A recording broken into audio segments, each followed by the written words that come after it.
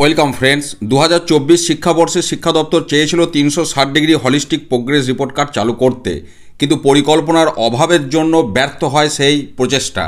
যে কারণে আমরা দেখেছিলাম ফার্স্ট সামেটিভ হয়ে যাওয়ার পর মধ্যশিক্ষা পর্ষদ থেকে বিজ্ঞপ্তি দিয়েছিল 2024 শিক্ষাবর্ষ থেকে এই কার্ড চালু হবে।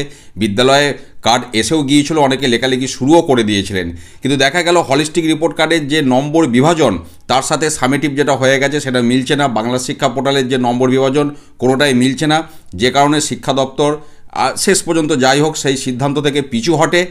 2025 শিক্ষাবর্ষ থেকে কিন্তু 360 degree holistic progress report card তৈরি হবে। এবার এই প্রোগ্রেস রিপোর্ট কার্ডটা ঠিকঠাকভাবে লিখতে গেলে অবশ্যই ট্রেনিংয়ের দরকার। সেই বিষয়ে শিক্ষক শিক্ষিকাদের ট্রেনিং হবে, প্রধান শিক্ষক মহাশয়দের ট্রেনিং হবে, এখন ডিআইদের ট্রেনিং চলছে। এবং এই যে হলিস্টিক রিপোর্ট কার্ড, এখানে যেমন আপনার ছাত্রছাত্রীদের ফর্মেটিভ এবং সামেটিভের নম্বর থাকবে, যেরকম মার্কস ডিস্ট্রিবিউশন করা হবে সেই নম্বরেরই পরীক্ষা হবে এরপর থেকে, কিন্তু সেখানে তার পাশাপাশি ছাত্রছাত্রীদের বাংলা শিক্ষা পোর্টালের আইডি, আধার নম্বর, ব্লাড গ্রুপ, হাইট, ওয়েট, তারপরে স্কুলের ইমেল, স্কুলের ডাইস কোড, স্কুলের ফোন নাম্বার, ওয়েবসাইট, মা বাবার নাম, ডেট অফ বার্থ, এই সমস্ত অনেক তথ্য সেখানে লিখতে হচ্ছে। এরপরে যদি মেন জায়গাটা যায়, এখানে কিন্তু ফর্মেটিভটার ওপর বিশেষ গুরুত্ব দেওয়া হয়েছে। সামেটিভটা নিয়ে কিন্তু তেমন কিছু সমস্যা নেই, সামেটিভের নম্বর যেমন তারা পাবে সেই নম্বর তুলে দিতে হবে।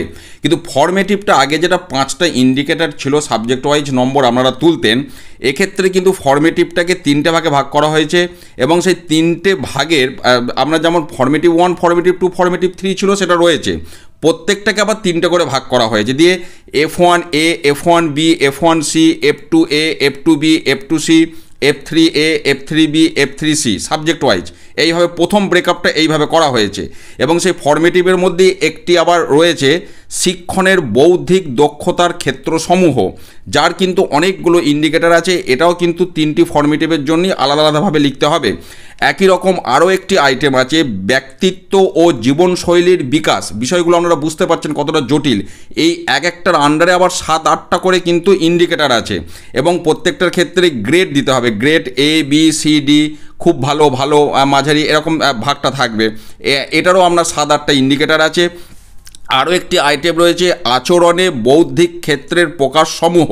এটাও 3টে ফর্মেটিভের ক্ষেত্রে আলাদা আলাদাভাবে আপনাকে গ্রেড দিতে হবে, A, B, C, D grade. এক্ষেত্রেও কিন্তু বহু ইন্ডিকেটার রয়েছে। পাশাপাশি আরও একটি বিষয়, সেটা হচ্ছে ক্লাস 1-এ একজন ছাত্রের সমস্ত তথ্য পূরণ করার পর ওই রিপোর্ট কার্ডটাতেই কিন্তু ওই ছাত্রের ক্লাস 2-এরই আবার সমস্ত কিছু লিখতে হবে, ক্লাস 3-র সমস্ত কিছু লিখতে হবে, ক্লাস 4-এরও সমস্ত কিছু লিখতে হবে। একই রকম হাই স্কুলের ক্ষেত্রেও একই কথা প্রযোজ্য। এবার তাহলে সেই কার্ডগুলি কিভাবে প্রিজার্ভ করা হবে, কোথায় থাকবে, কিভাবে থাকবে, এই সমস্ত কিন্তু অনেক কিছু ট্রেনিংয়ের বিষয় আছে এবং এই ট্রেনিংটা অত্যন্ত গুরুত্বপূর্ণ। নাহলে এই যে বিষয়গুলি আমি বললাম, যেগুলি হলিস্টিক রিপোর্ট কার্ডের মধ্যে আছে, সেগুলি কিন্তু পূরণ করতে গিয়ে বিশেষ সমস্যার মধ্যে পড়তে হবে। যে কারণে দেখুন এখানে খবরে যেটা প্রকাশ পেয়েছে 2024-এ কেন ব্যর্থ হয়েছিল সেটাও এখানে বলা আছে।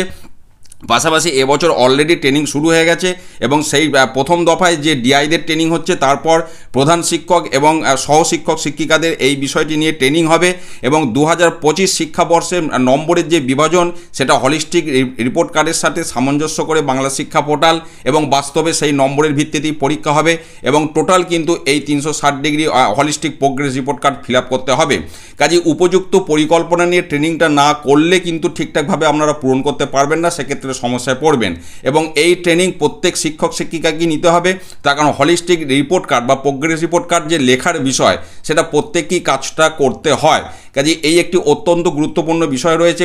পরবর্তী ক্ষেত্রে ট্রেনিংয়ের শিডিউল যখন সামনে আসবে বা কিভাবে কাজগুলো করতে হবে সেই তথ্য আমি যথাসময়ে আপনাদের সাথে আবার শেয়ার করব।